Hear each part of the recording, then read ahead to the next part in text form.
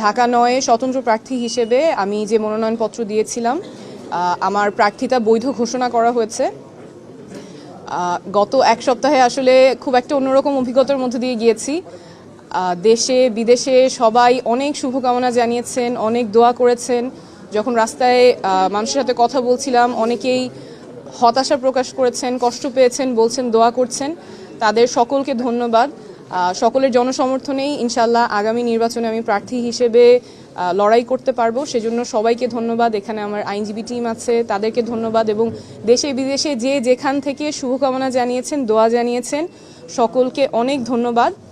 আমরা এখন স্বতন্ত্র প্রার্থী হিসেবে নির্বাচনে যে মার্কা সেটার জন্য আবেদন করতে পারবো। আমরা সেই প্রক্রিয়ায় আমাদের পছন্দ ফুটবল মার্কা, আমরা সেটা নিয়ে আবেদন করব। তারপর নির্বাচন কমিশনের সিদ্ধান্ত থাকবে।